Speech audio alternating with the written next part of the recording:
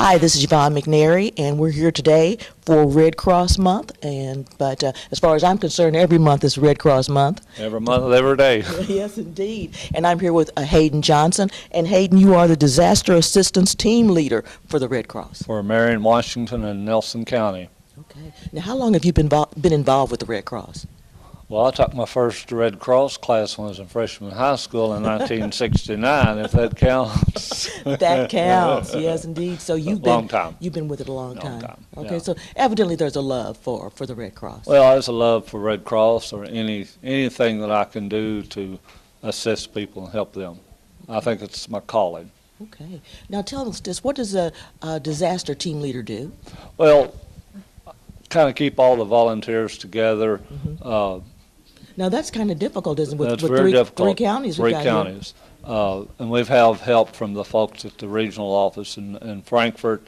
You know, they'll call one of the fire departments or someone will call and say, we've had a fire, we need assistance. Then it kind of runs down the ladder, and I'll get the call that, you know, there's been a house fire or something event, whatever it might be, and we need you to respond. Okay. So then we'll start trying to find other folks if needed. If it's just a single house fire and I'm available, I can take care of it by myself. They recommend at least 2 people go out, but I'm seasoned, so they know it's going to It'll be okay. it'll be okay. Okay, now I know recently we've had a lot of flooding.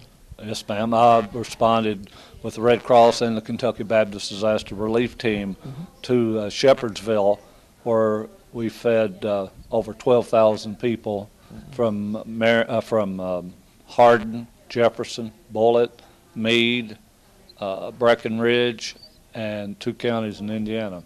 Okay. Now listen, let's start from the beginning with that. Tell us how that works when you first get the call that you're needed and you went down for the flooding.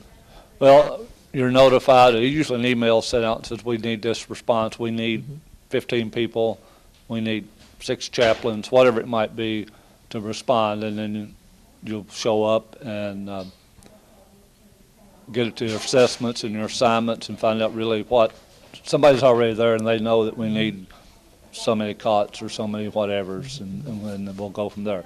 This particular event in Shepherdsville, all we were doing was feeding, and we were cooking the meals, preparing the meals, and then the Red Cross would come in with their emergency response vehicles and take it to all those different counties. Okay. We knew how many people. They might say, well, we need 150 meals in Hardin County. We need 200 in Jefferson County. So we would prepare that, and the Red Cross would take those meals out into the site to the shelter. They may drive down through the neighborhood and, you know, looking for people that might need food. Okay. A hot meal is good for someone who's out there trying to clean up and do their thing and get back to a new normal. Yeah, I know that feeding them is one of the basics once you find out where the problems are. What can you do? What do you do about the floodwater and all that and all the problems that causes? Okay, that's somebody else's. That's somebody else. Okay. We're not into the water. We're there for food.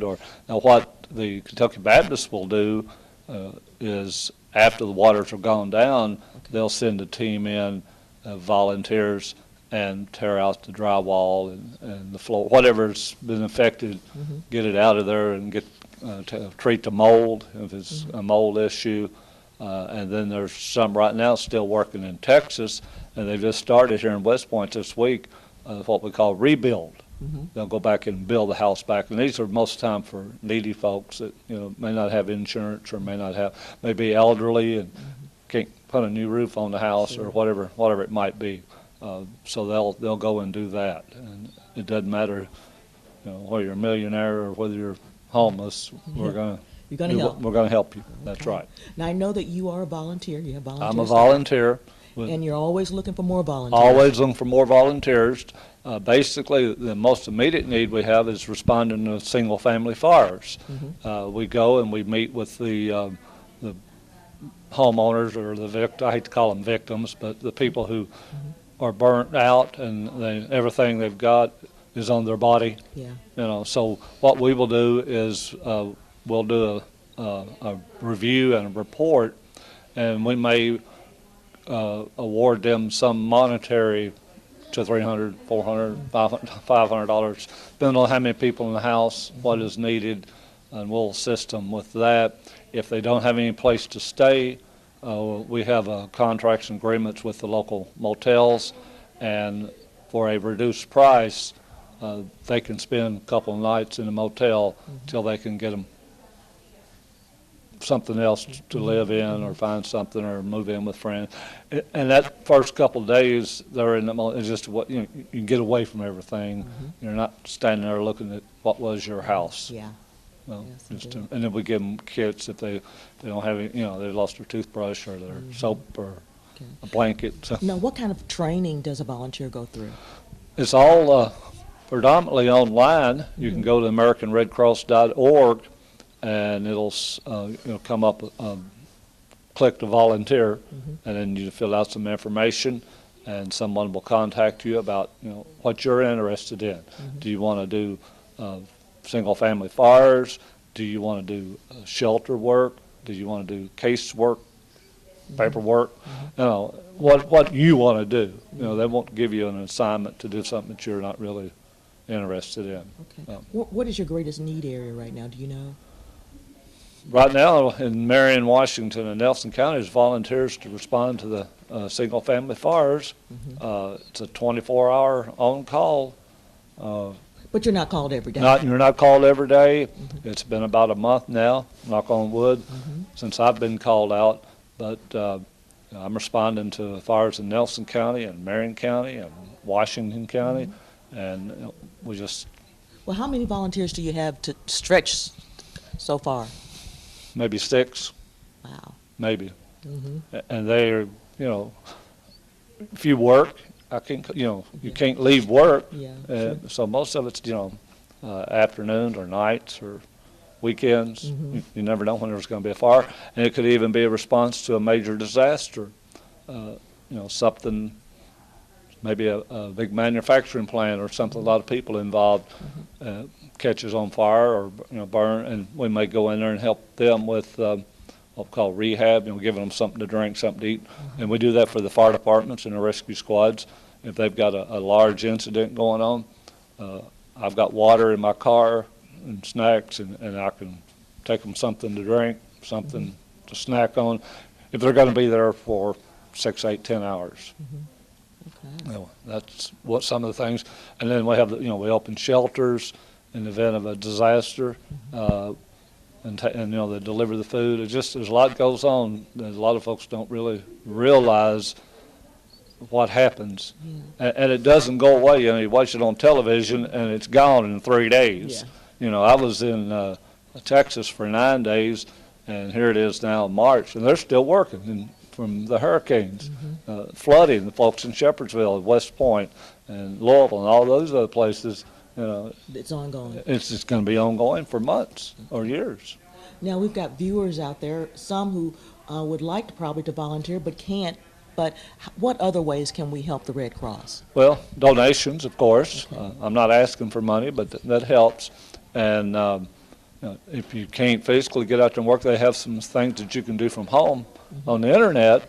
Maybe following up with Yvonne. Let's check on her and see if everything's going good. They do that kind of work as well. Okay. Now, if I did want to make a contribution, how would I do that?